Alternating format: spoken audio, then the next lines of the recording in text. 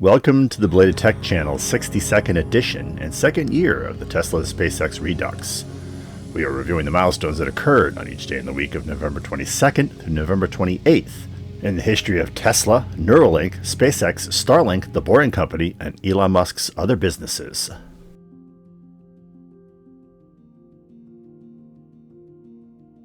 November 22nd, 2017.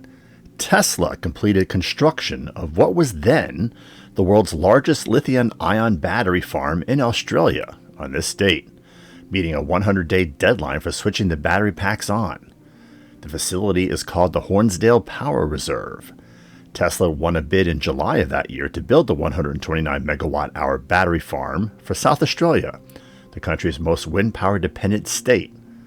Elon Musk had promised to install it within 100 days of signing a grid connection agreement, or give it to the state for free. The agreement was signed on September 29th. As of 2021, the utility Neoem claims that the reserve, as originally configured, has saved consumers $117 million US, against a cost of $70 million.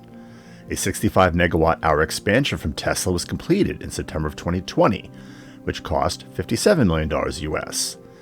Tesla was later awarded a $37 million US contract to build a second battery farm at the Lake Bonny Power Reserve with a 52 megawatt-hour capacity, and a third contract for a battery farm at the Dalrymple North Power Reserve with an 8 megawatt-hour capacity.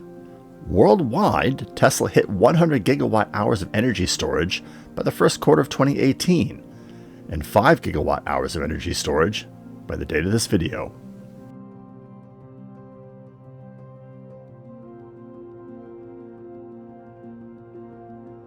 November 23rd, 2018. Elon Musk tweeted on this date, quote, "If you don't want a Tesla, here's a list of all electric cars in North America." The tweet included a link to an article by Clean Technica that listed all of the electric cars available for sale in North America.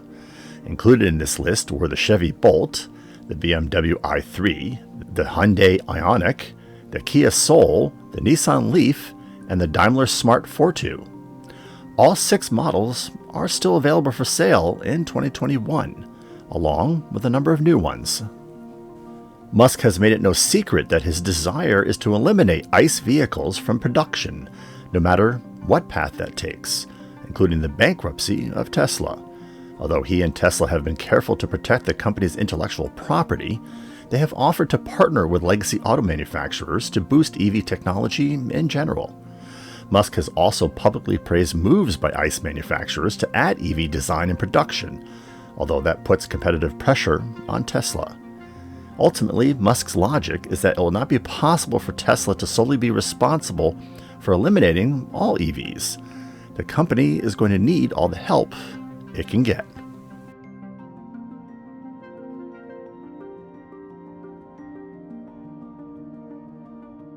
November 24th, 2019.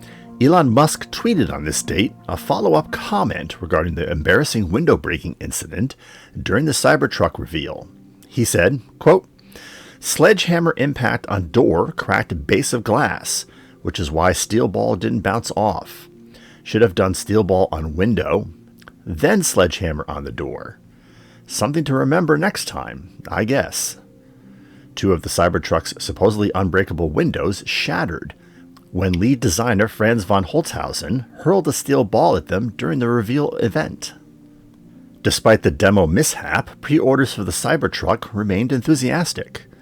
Tesla has already received 1.25 million orders for the futuristic-looking electric truck. Tesla does not advertise or pay for endorsements.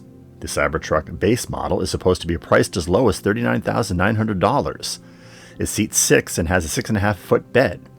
Models will be able to travel 250 to 500 miles on a single charge, depending on battery capacity, and go from 0 to 60 miles per hour in less than 3 seconds. The company has touted the EV's high ground clearance, adjustable suspension and towing capacity of as much as 14,000 pounds, 7,500 on the base model. Production is set to begin in late 2022 at Tesla's Austin, Texas Gigafactory. Want to know how to navigate our channel content? We refer to tech documentary segments as episodes. Coverage of current events in space exploration, science, and technology are labeled as shorts. Space and tech history are documented in an anthology called Milestones. Gameplay recordings can be discovered on the Belated Tech Gaming channel in videos called walkthroughs and side missions. Reviews of tools and equipment hail from the Tool Crib. And reviews of small electronics and appliances arrive by way of the Radio Shed. Looking for a specific video on our channel that we may have mentioned in one of our other videos? Links to those episodes can be found in the description section below. Also, we have begun labeling our video titles with numbers, such as M105 for Milestones 105 or S49 for Short 49, so viewers can perform a title search.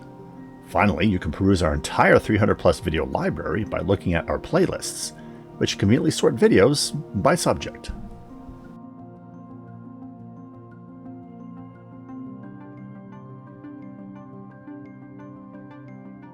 November 25th, 2020. The Starlink 15 set of 60 satellites was lifted to orbit on a Falcon 9 rocket, booster 1049, from the Cape Canaveral Air Force Station's Launch Complex 40 on this date. The booster successfully returned to a drone ship. It was the first time a booster was launched for a 7th time, and the first time SpaceX completed 4 launches in a single month. It was the 16th launch of Starlink satellites and the 15th operational mission. As of the date of this video, Booster 1049 has flown 10 times and is scheduled for an 11th flight in 2021. SpaceX has suggested in the past that its boosters were designed for at least 10 flights. Only one other booster has been flown 10 times, Booster 1051.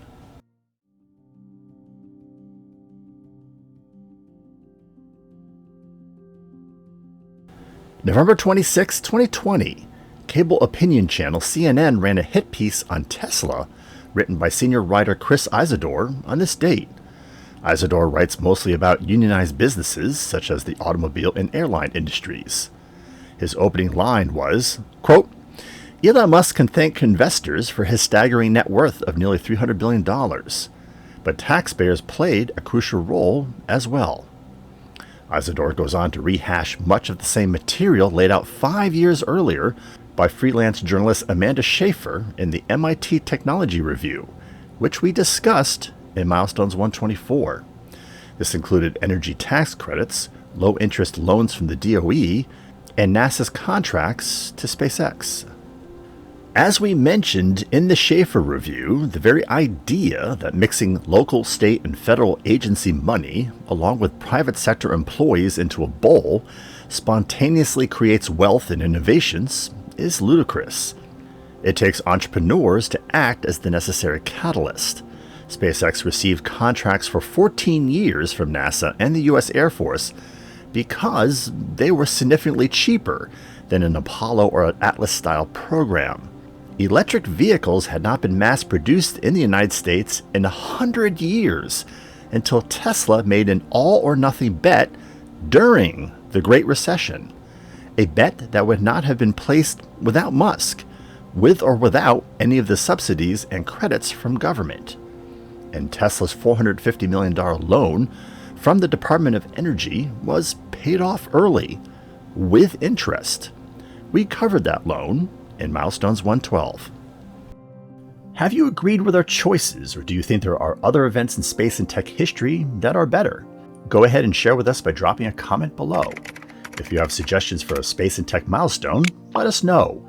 We'll credit events we pick for future videos to those viewers that post them.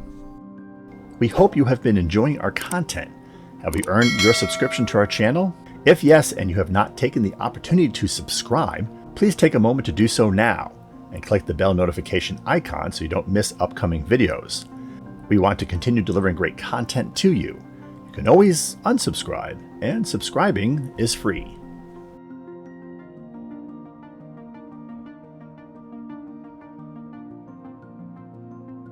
November 27th, 2019.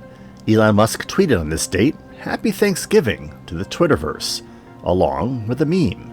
It was a 2-frame meme, the first frame of which was a picture of Bill Gates in 1989 saying, quote, It's amazing to think what great and exciting things people will be doing with PCs in 30 years. The second frame is a line drawing showing someone scowling at a PC monitor in 2019. Reading Twitter, we would assume. Musk has a long love-hate relationship with social media. There have been times that the Tesla and SpaceX CEO has quit social media sites in a huff, deleting his account. This happened at least once each with Twitter and Instagram, which is a Facebook product. But Musk has always come back to Twitter, which allows him to communicate instantaneously with a worldwide audience. This can be important for a person who heads companies that don't advertise and don't have media communications people. We're sure that this gives Jack Dorsey and Mark Zuckerberg an occasional chuckle.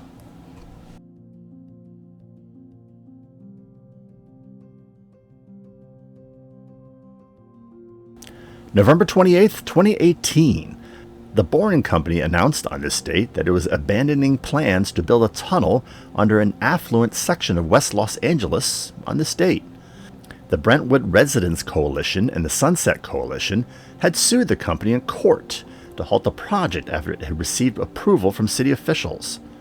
The plaintiffs wanted an environmental review, which generally means multi-decade delays and advocacy grift.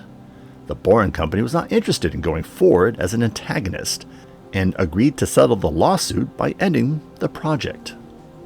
As of 2021, the Boring Company has yet to build a tunnel in California, despite being headquartered in Los Angeles. In fact, we mentioned in Milestones 144, the company has yet to build in any heavy regulatory or advocacy grift areas, such as planned projects in Chicago and Baltimore. The Boring Company has not commented, but is currently building new facilities in Texas.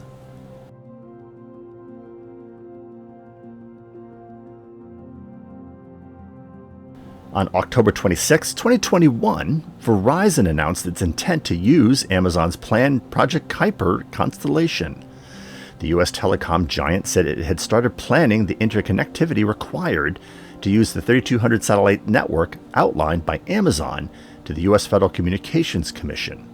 The first Kuiper satellite is not expected to launch until late 2022.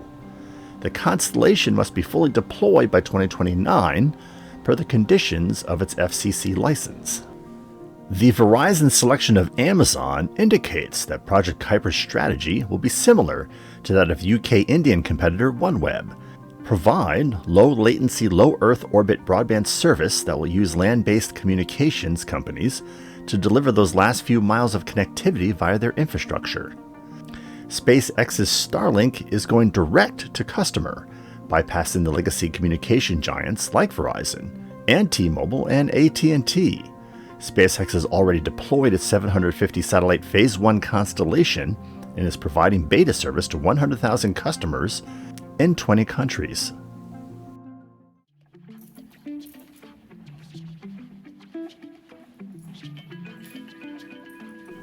We hope you enjoyed this 60-second episode of Blade of Text Tesla and SpaceX Redux. If so, click that like button. Don't forget to subscribe or just stay in touch by following us on our microblogging accounts, which are listed below, as well as in the community feed for this channel. We announce all new videos on those outlets. Stay connected by occasionally checking our Instagram feed and Minds page, where we post content from our upcoming episodes and from episodes past that you may have missed, and where we cover current news and events related to channel content. Thanks for watching.